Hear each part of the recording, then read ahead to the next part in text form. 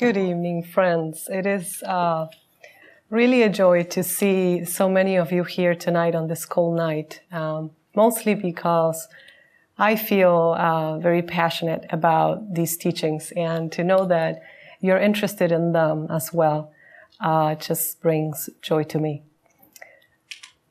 Before we start, I would like to say that what I'm going to share today has to do mainly with my own search and what I've been able to understand and do up to this point. And even though I'm going to be the one doing most of the talking, I believe that we're here working together. And if we take a deep breath at this moment to feel that we are connected, that we're here, that we're present, this will be an opportunity for self-reflection and hopefully for some inspiration for all of us. So the thunder of silence. What is this all about? I'll tell you a little bit how this started. Many years ago, maybe 5 years ago, a friend of mine gave me a book, Living the Infinite Way by Joe Goldsmith. At the time, I didn't pay much attention to the book. I looked through it, but it didn't really resonate with me. A few years later, I started studying Christian mysticism and several Christian mystics. And then within the bookstore, because I work at the bookstore, I noticed that a few people were mentioning his name. And I thought, who is Joe Goldsmith? I have never heard of him, even though I had a book of him in my house. So I became curious about him and his teachings and started to read a few of his books. Probably the best that I could have chosen for my interests.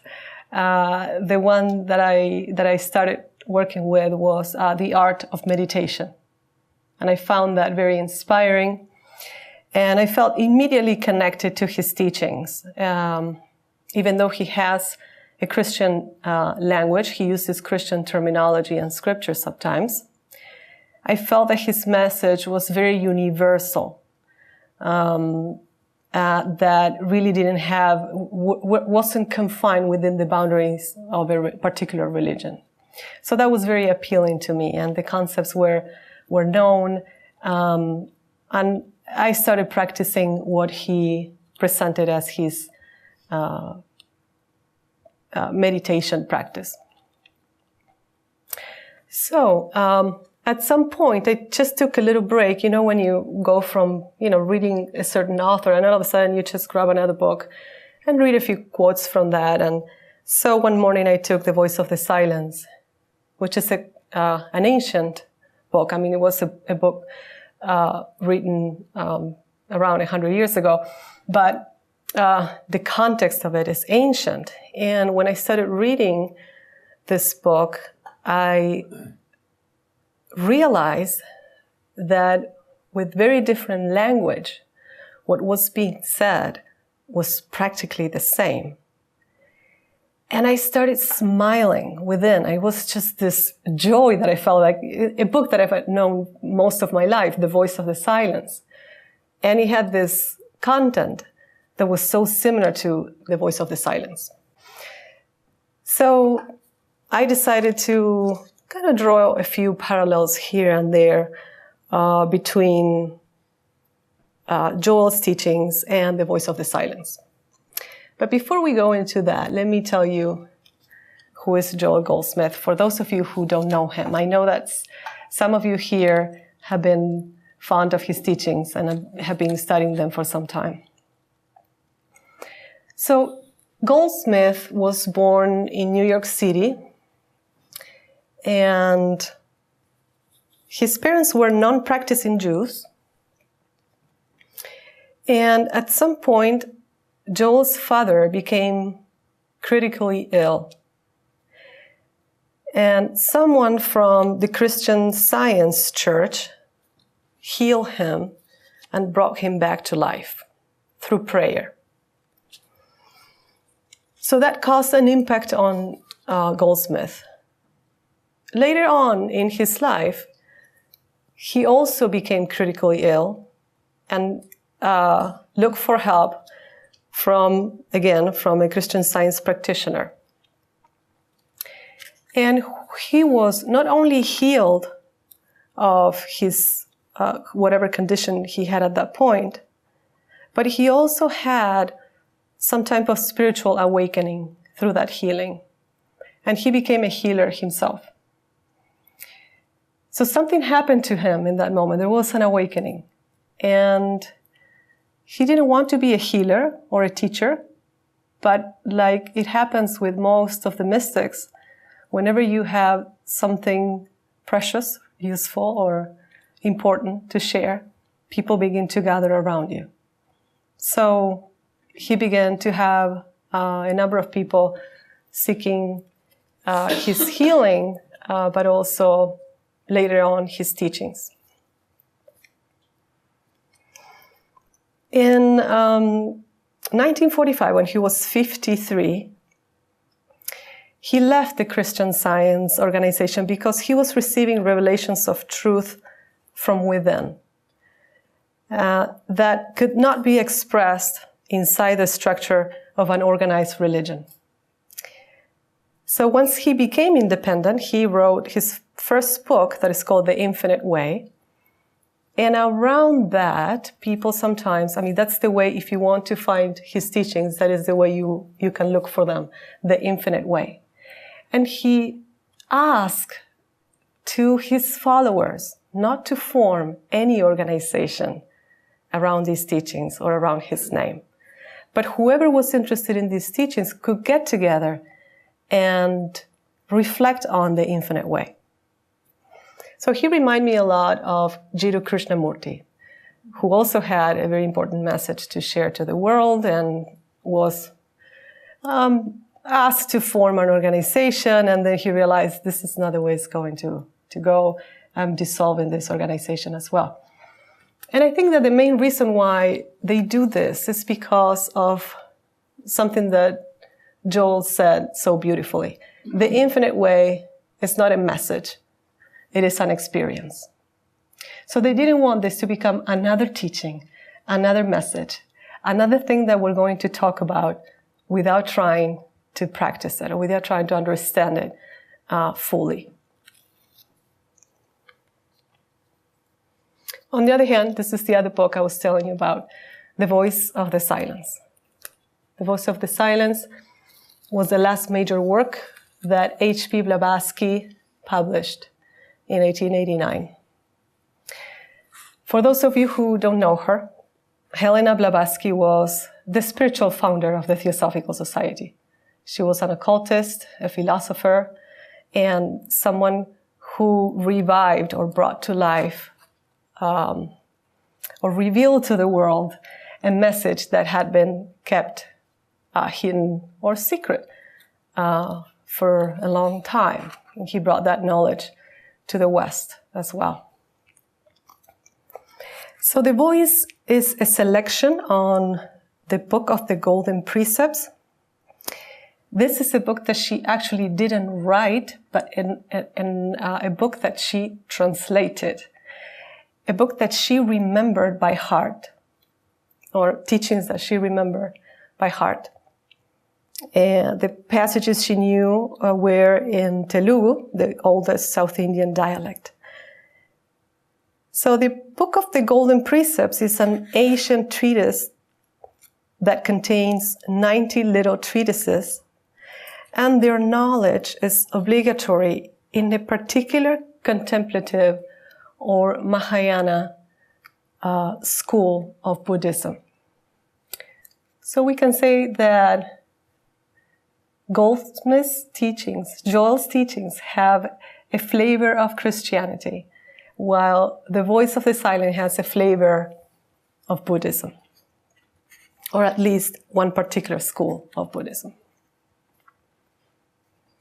So the work from which she translated forms part of the same series as the stanzas of the Book of Xian. You may have heard that, on which her major work, The Secret Doctrine, is based.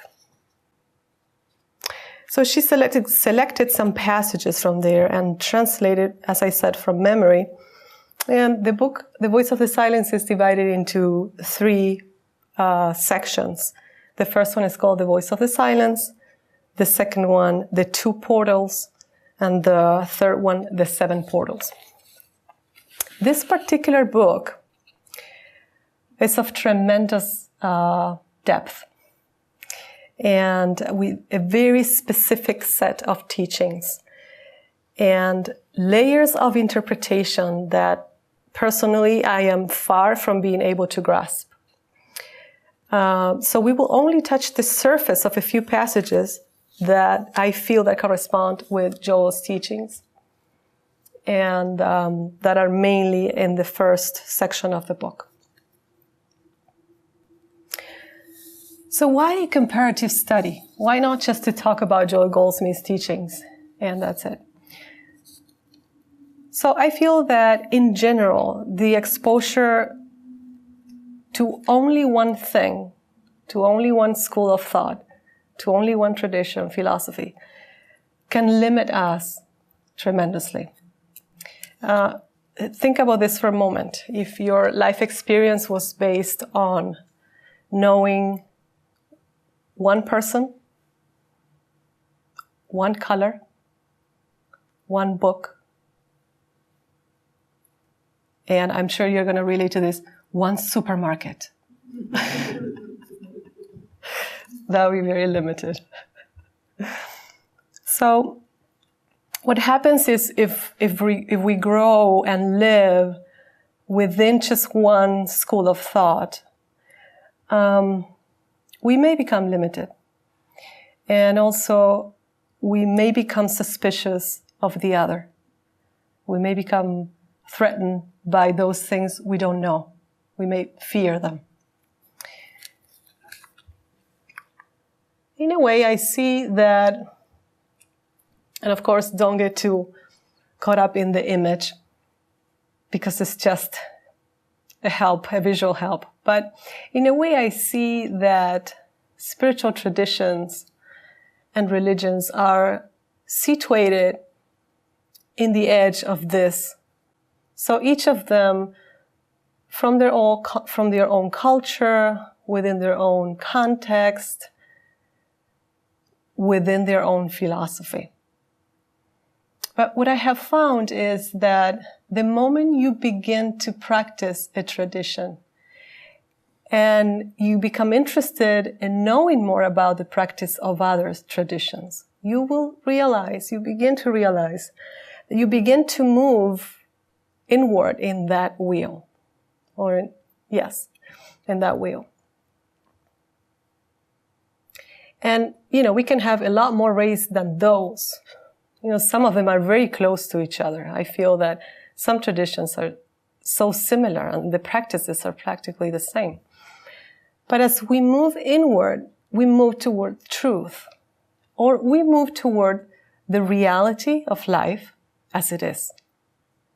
So the path we choose is an avenue that resonates with us, with our nature, with our tendencies, but eventually it is all leading us to the same point and to the same experience.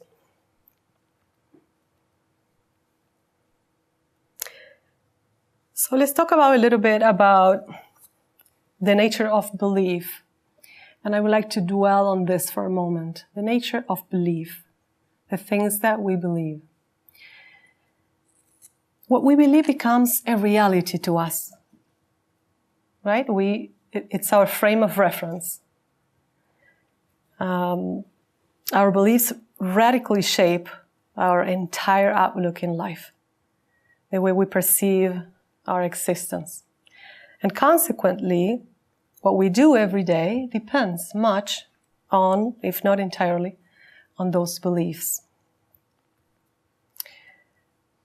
And most especially, the type of discipline that we have, the type of spiritual practice that we follow. But it could also be many other things, the physical discipline that we have, the type of food that we eat, the leaders we vote for, the company we keep, Psychology calls this filters. We filter life in a particular way. We put some glasses on and we see life through those glasses. So I think that it's fundamental to become conscious of the fact that a belief is either conditioned by environment. We grew up in a certain environment and that's what we believe is true. Or it's a choice, relatively speaking, related maybe with our own tendencies, but not necessarily the truth. So we are free to interpret reality in any way we want. And what the religious traditions ask from us is, as long as our philosophy of life help us move in the direction of becoming more compassionate human beings.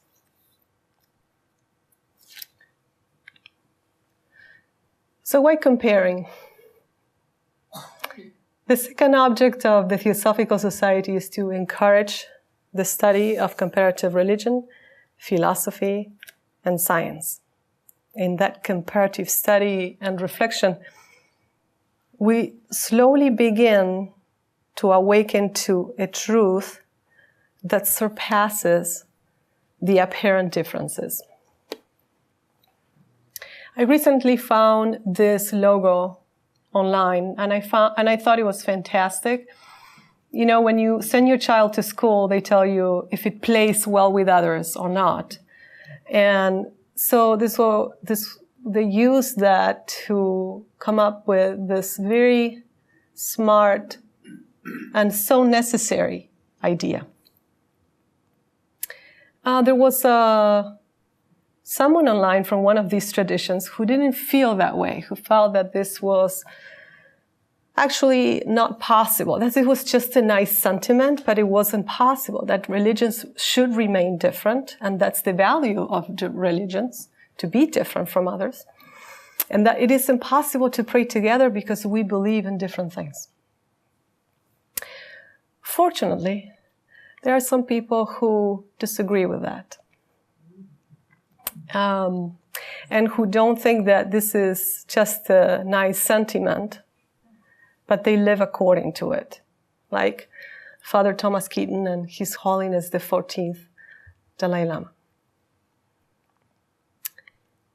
And even more.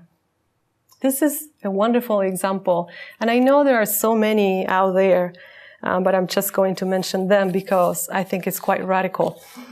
So these two wonderful people, a Christian minister, a Jewish rabbi, and a Muslim imam, began a project in 2011, and which is called House of One. And House of One is going to be a house of prayer and teaching in which Judaism, Christianity, and Islam will coexist. So it's going to be a synagogue, a church, and a mosque under the same roof with a common meeting place. So they will have their own respective places for worship, but then they will have a common place as well. And I thought it was such a wonderful example in the world that we're living. So what does comparing to philosophies, to religions, understanding, noticing them, become interesting in them, require? I think that, first of all, it requires a certain ability to relax, to think, okay, I have my own beliefs, but I can relax. Nobody can take that away from me. Nothing is going to hurt me if I just open my mind and look into other possibilities or other people's beliefs. Then we also need a minimum of curiosity, right? To have some interest in the other. And of course, a great deal of open-mindedness, to be able to listen without judgment, without conditioning.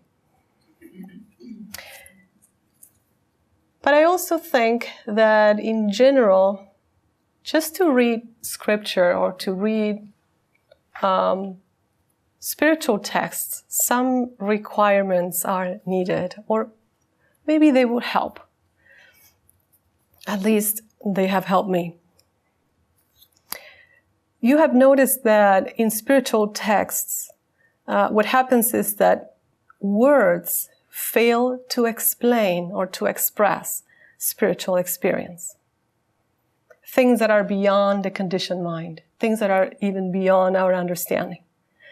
So what the teachings normally use are quite a few figures of speech that we commonly find in poetry. So you'll find that in these books, you'll see that most of the teachings are written with personification. There is a personal description for impersonal things. Like, let the hills sing together for joy. That's personification. Metaphor, the use of a word or phrase that normally designates one thing in order to designate another. Hyperbole, that is sometimes like the exaggeration of something to show you how important that is, that you have to pay very close attention to this that is being exaggerated for you to notice. And I believe, and I think you agree with this, that spiritual teachings are full of paradoxes. Things that, I would say, self-contradictory statements that can be proved to be true. Even they contradict each other. So, for example, in The Voice of the Silence, and that's what I was talking about was cultivating a mind that can interpret words. Right? If we take as an example The Voice of the Silence and The Thunder of Silence, so we have The Voice of the Silence by H.P. Blavatsky and The Thunder of Silence by Goldsmith. Silence is the absence of sound. However, both of them chose a word that depicts sound, voice and thunder. So both titles are attributing to silence the quality of sound, something that can not only be perceived like a voice, but that can shake our entire being like thunder.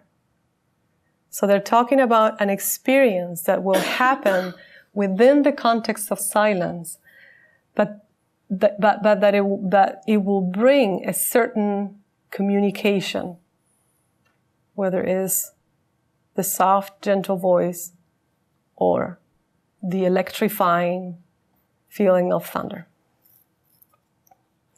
And then developing a heart that can perceive beyond words.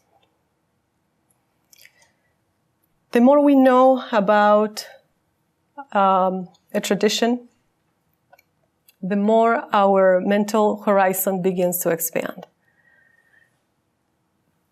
But I think that the more we practice a tradition, the more we will become in touch with an experience that is common to all. So that to me has to do with developing a heart that can perceive beyond words.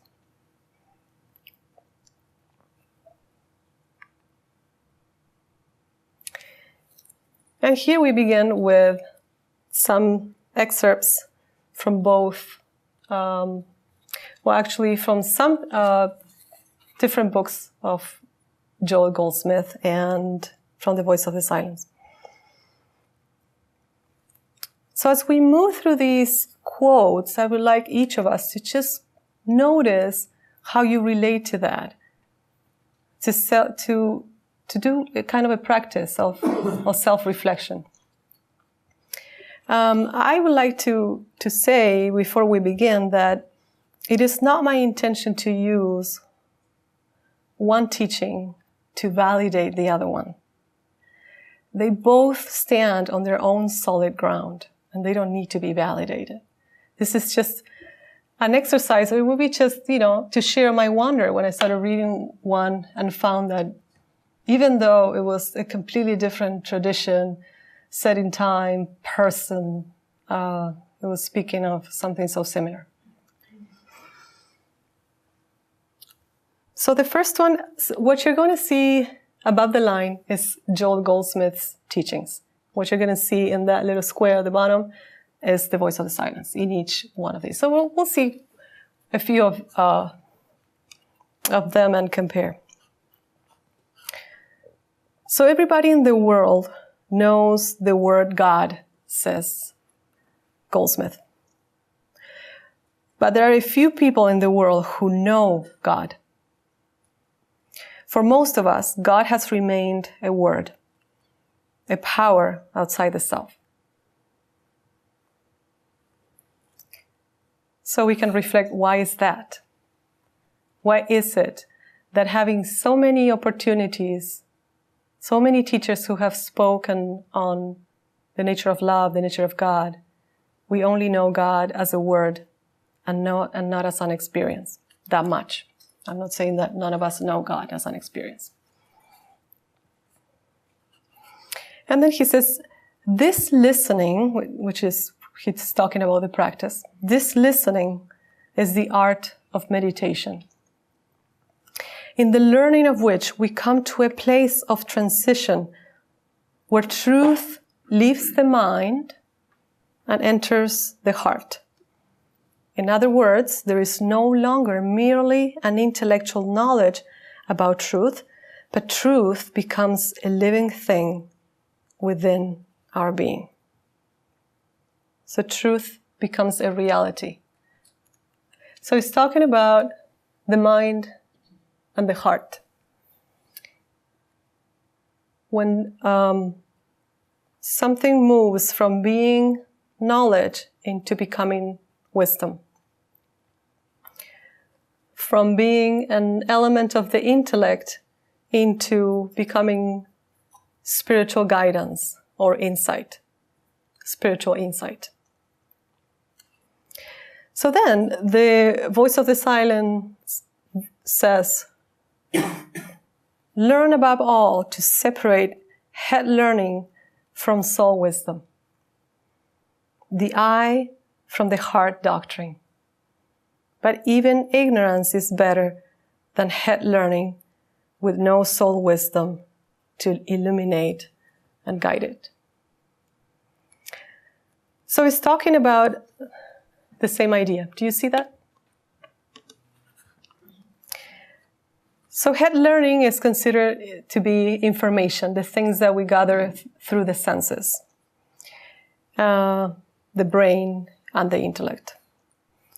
But soul wisdom is the result of so many things. If you can think of your own life and of your own path, what has become soul wisdom for you? In my case, it's been, whatever I feel that I've been able to grasp, that is not just part of an idea or part of the intellect, has been first information, because I have received something that was not in my mind. Then practice, the commitment to understand that fully, to live it. A certain amount of renunciation to the things that distract us from the path. And feedback from life experiences. Life comes to our aid to test if we understood something only at the level of the intellect or it has become part of us. And I think those are the moments in which we realize how little we know, how little wisdom we have, and how much we thought we knew. So practice brings us closer to the doctrine of the heart.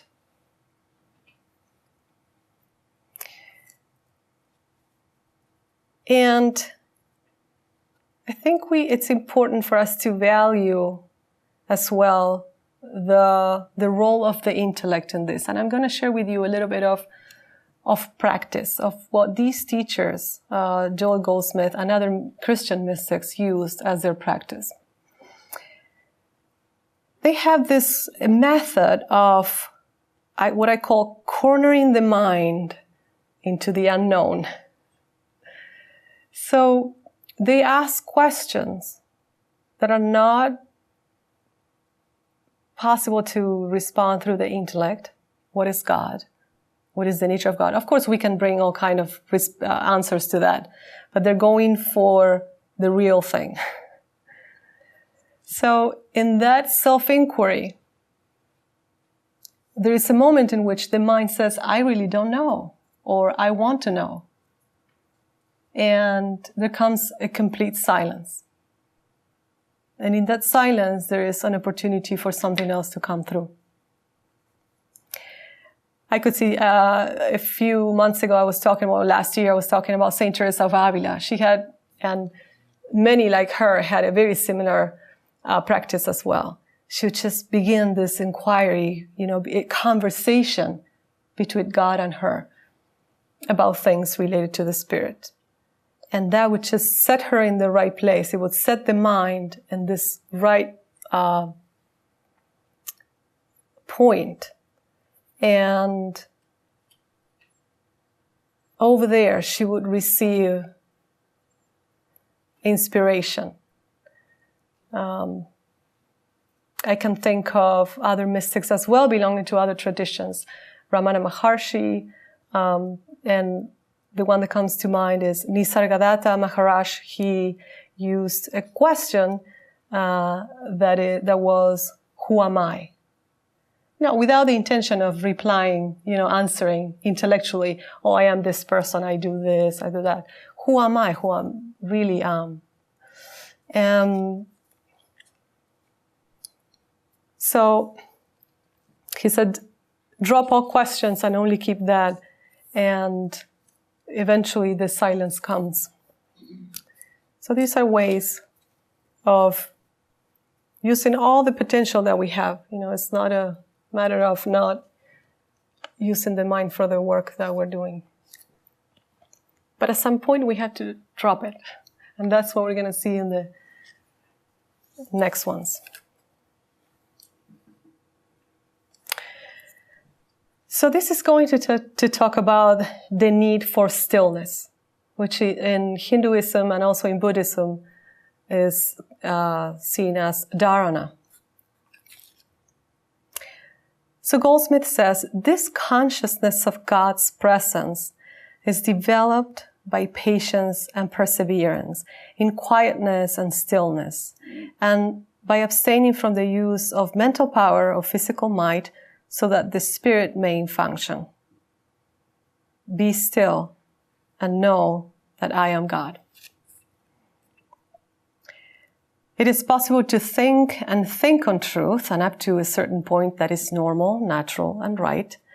But then there must come a time when thought stops. A blank comes, almost a vacuum. And then into that vacuum rush the very presence and power of God.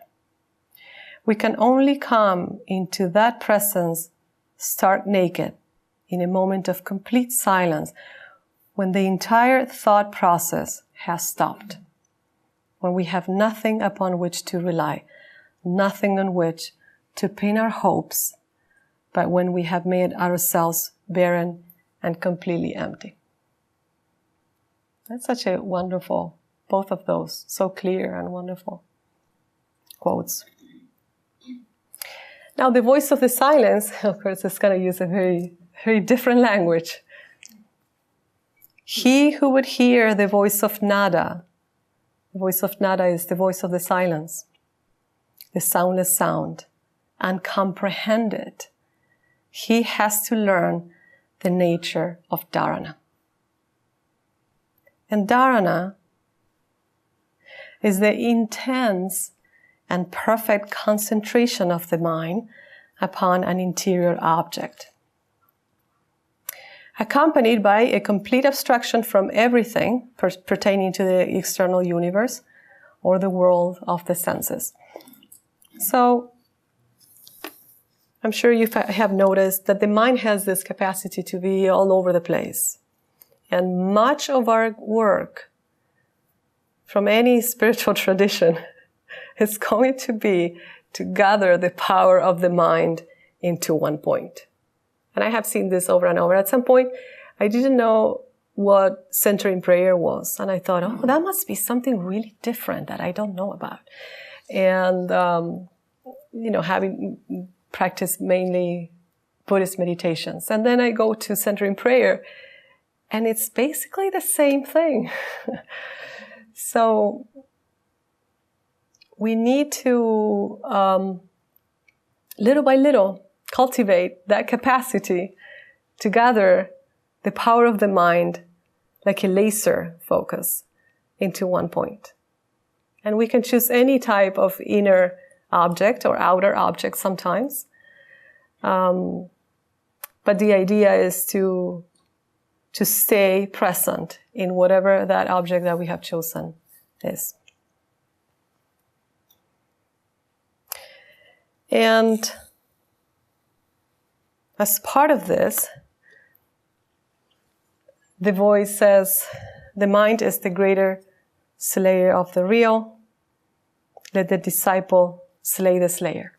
And this is one of the, I would say, hyperboles of this text, in which it is stressed the importance of the mind being, at first, something useful, something that we need as a stepping stone, but then to realize that the mind is not going to transform us. The mind itself is the one who helps us relate to this world of senses. And the voice of the silent tells us that is a temporary thing, and that is not reality, that is illusion. So the mind is the creator of that illusion.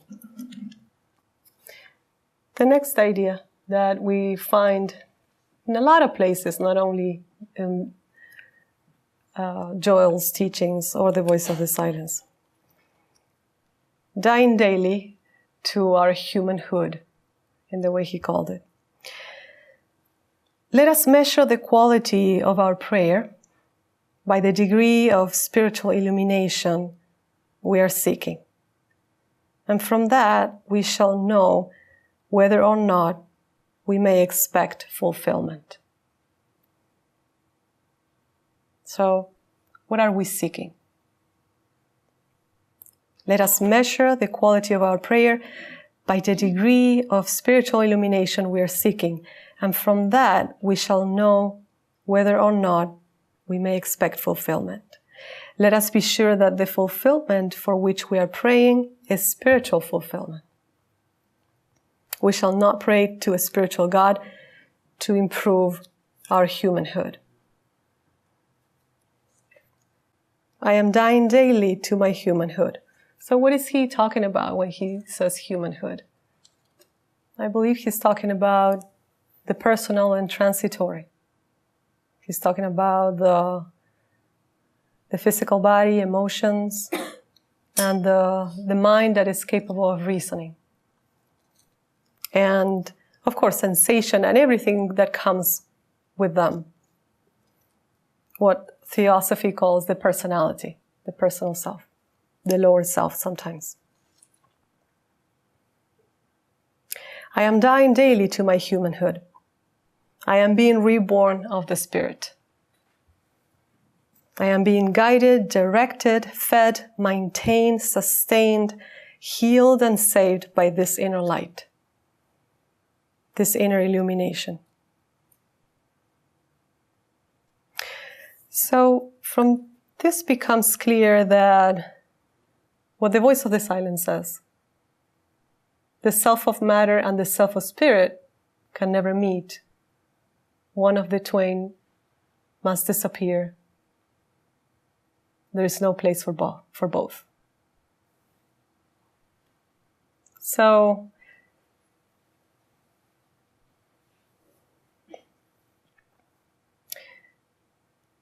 Joe Goldsmith is telling us that we are already spirit, that there is nothing that we need to create. We just need to make room for it. And I think that the voice is also saying that. The more we feed the aspects of that humanhood, the less room there is to seek what we're really seeking. And that's a question that we can ask ourselves. What are we really seeking?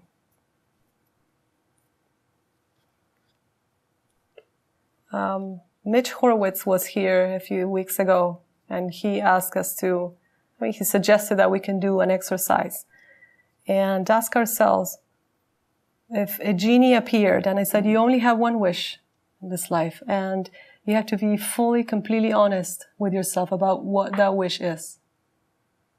If you're not completely honest with yourself, everything in your life will disappear.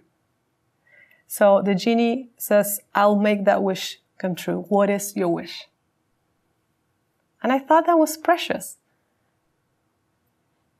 We live having all these so many wishes. But at the end of the day, the one wish we may have may just die there.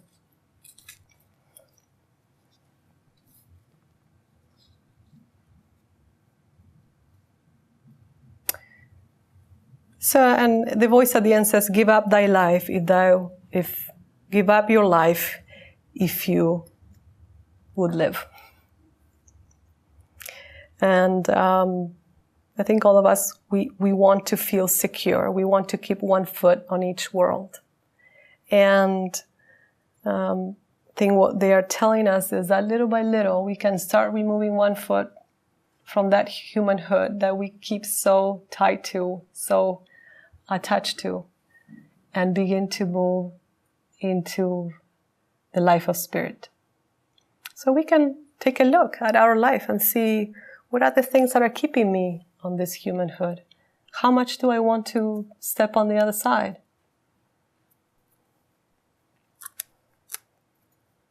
None of these people were monks or were not living in the real world. Joe Goldsmith had a business in New York, a garment business. HBB worked.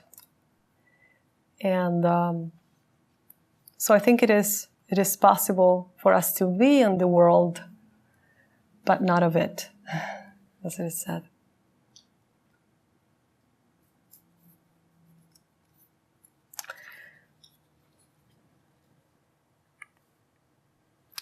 So this one continues with the same idea. Desire nothing, or only seek God. I really love the way he put it. Is there a path that leads to God realization? A path that can be trod here on earth? The answer is yes. Not only there is a way of accomplishing this objective, but there is a shortcut. That shortcut, so simple and yet so very difficult, is to perform a bit of mental surgery on ourselves and cut away all our desires. Let us take a good sharp scalpel and cut out of ourselves all desire of person, place, thing, circumstance, or condition. This requires some very honest self-examination. At least become conscious of our desires and know that as long as we strengthen them, we are walking in the opposite direction of union with God. These are just opposed realities. And a mind that is concerned about a lot of desires is not a mind that can find dharana, that can find that stillness.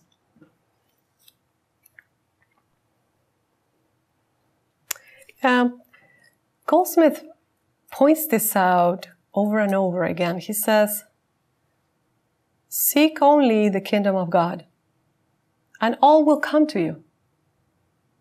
It's not that God will abandon you. You won't have any need, but seek what you're here to seek. The rest will be taken care of. We can try and see if that is actually true, if that works.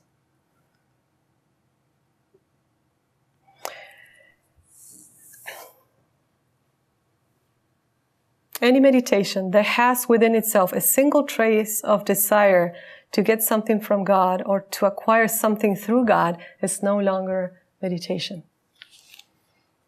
And if you have meditated or prayed or do some centering prayer or some type of practice, you may have noticed that at times we feel that our seeking becomes a little bit like a desire to attain something, to reach somewhere, to have some experience. And that is the time when we need to, look again and drop all desire, drop all expectations, and just seek that union. In The Cloud of Unknowing, a wonderful book that I just became aware of recently, the practice that is recommended is that drop everything, forget everything. He says, the author, who's actually anonymous, so we don't know if it's he or she, but they say, put a cloud of forgetting on everything and lift your heart to God. And they also add, put a cloud of unknowing in between you and God. So don't come there with conditions or with ideas about what this is going to be about.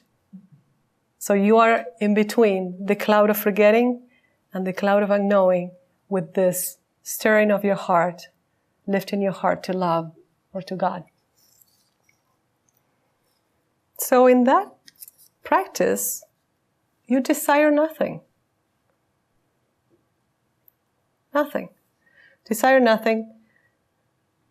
Chafe not at karma, nor at nature's changeless laws, but struggle only with the personal, the transitory, the evanescent, and the perishable. So desire nothing, a path toward one-pointedness. This is what we want to do. Because otherwise, we want so many things, we're so spread out, that whatever is going to respond to us is kind of confused. It's like, what do you really want? And sometimes we get a little bit of everything, which, added up, and it adds to maybe a confusion of things. And not really very much of a clarity.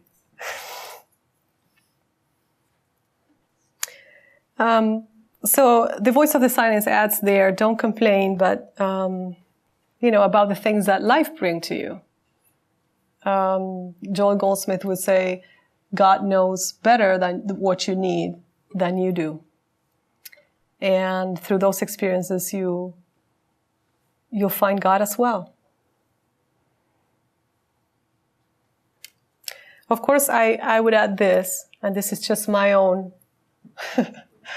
not quoting anybody here. Don't complain, but I would say this to me, but don't create your own hell either. Because sometimes we are the creators of the circumstances that we are experiencing. So just put in a side note on that.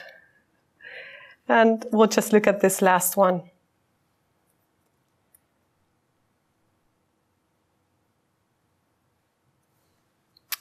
We'll look at this one. The kingdom of God, the presence and power of God is within. Jesus called this presence and power. Father, the Father that dwelleth in me, he doth the work. Paul, using a different term, said, I can do all things through Christ, which strengthens me. So this area of consciousness has been described as a sea of spirit, the universal or divine soul, the Father within. In achieving conscious contact with the sea of spirit, or the Father within, we find divine love pouring itself into expression, so that we no longer live by personal effort alone, but by grace. So here there is this moment in which we see that the seeking, the cultivation of this silence will have a response from the other side. There is now a common phrase that says, what you're seeking is seeking you. So we meet at some point. And the voice of the silence will say it in terms of the presence of the master.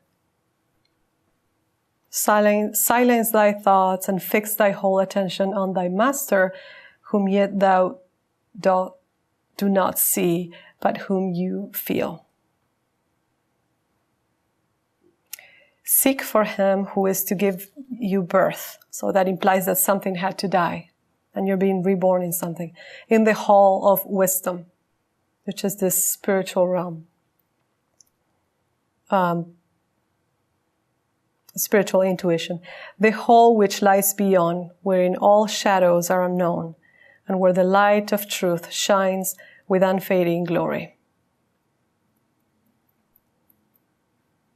So we have been guided all along, but now the guidance becomes more conscious. And finally, the expression of oneness, the realization that we're not separate individuals, but we're one with God. We cannot be separated from God because there is no we. Actually, there is no such thing in all the world as you or me as individuals standing alone. God constitutes you and me. God constitutes our life, mind, soul, and being. Just as gold constitutes the ring. Gold is the substance, the ring is the form. And the voice says, behold. Well, finally we got to union. You have become the light, you have become the sound, you are your master and your God. You are yourself, thyself, the object of thy search, the voice unbroken that resounds throughout eternities, exempt from change, from sin exempt. The seven sounds in one, the voice of the silence.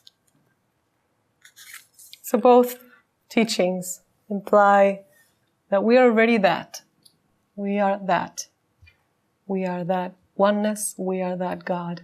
We simply need to open up to it. And that is not that simple.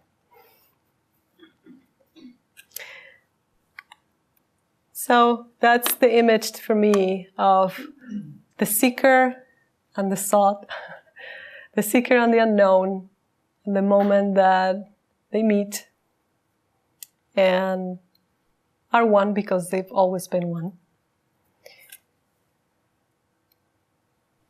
And a quote from Goldsmith reminding us that after this happens, as we go along this path, there has to be some type of side effects. And those side effects are harmony, wholeness, completeness, and perfection.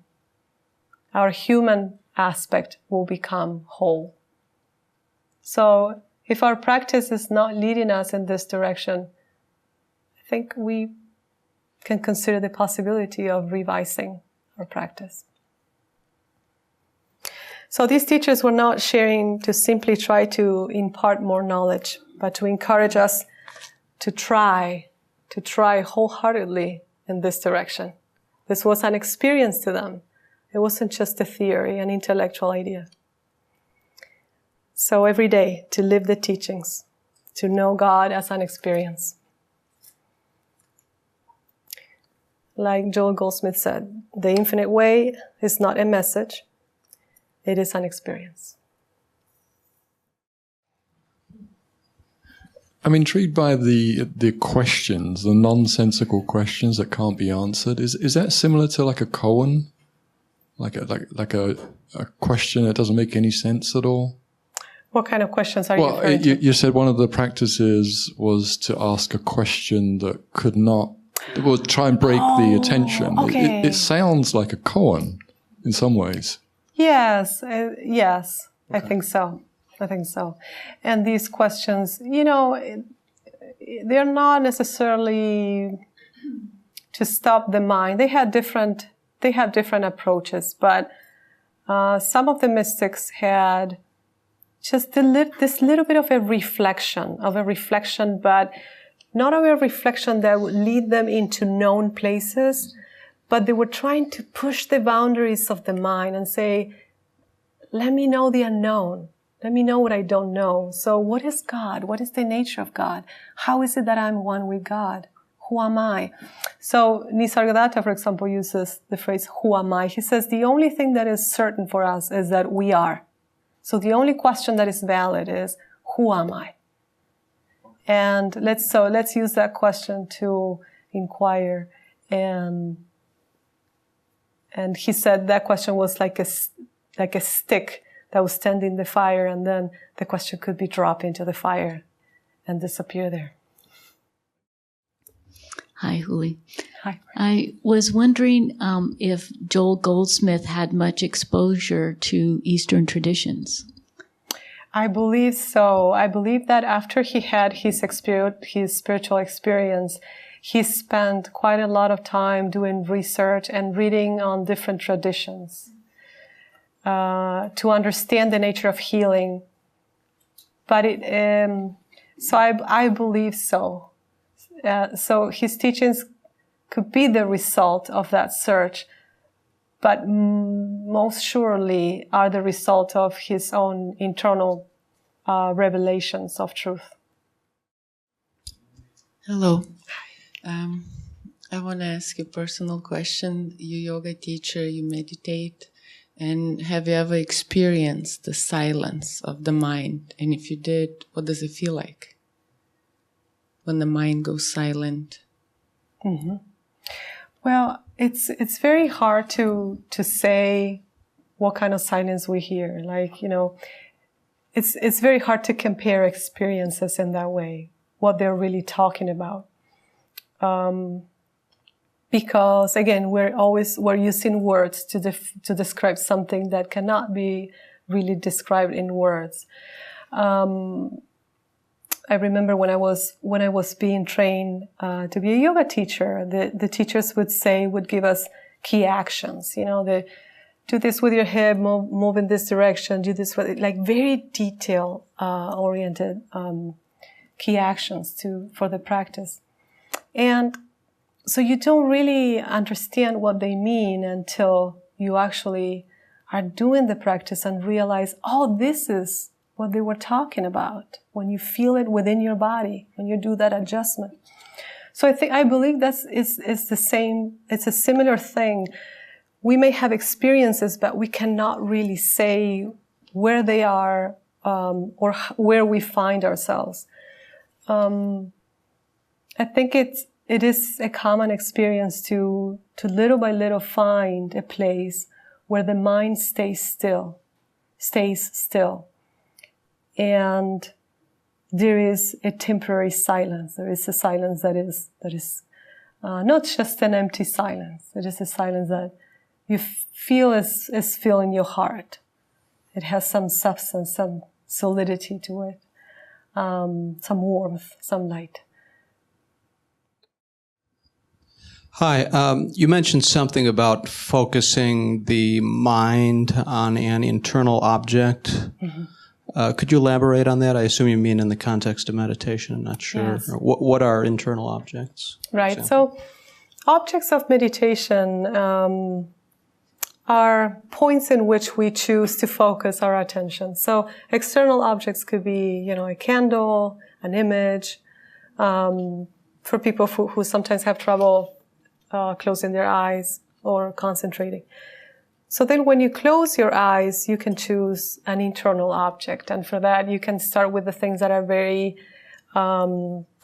concrete, very tangible. For example, the breath. Or an area, in the nose where you feel the breath. So that can be an internal object. Other internal objects could be a question that we were talking about, or an image, or just another place in your body, like the center of your chest, the heart center. So those are all internal objects. Similar question, but by doing this, you let your mind to be absorbed into something. So mind has something to do and stops wandering. And eventually, it becomes like a laser sharp and it starts giving answers. So Can you explain more about, monkey mind, technique? Yes. So what we're going to find is that the sitting meditation practice is something that we do for a few minutes, 30 minutes, an hour sometimes, every day. And when we sit, we're going to find the mind that we always have, in the sense that the other 23 hours count for that 1 hour. So the nature of our mind is working 24 hours a day. And we're feeding the mind with certain things, or we either let the mind run wild constantly, or we have a certain practice of being aware, becoming aware of what we're doing, concentrating on something that we're doing. So there are ways of training the mind throughout the day, so then when you sit for that time, you find that the mind is a little calmer. Now, when talking about the sitting practice itself, you can use any, as we were saying, internal object or external object, to first bring concentration, to gather that mind into one point. And what the teachings talk about is that, after that is dharana. The next step in both in Hinduism and I believe Buddhism as well is dharana, dhyana. And it is a deepening of that experience. It's becoming one with that internal object. And the final one is the one in which we're not there, we're one with the experience. There's no us, there is no object, there is just being. So that's more or less what, in a nutshell, how it is explained, the process.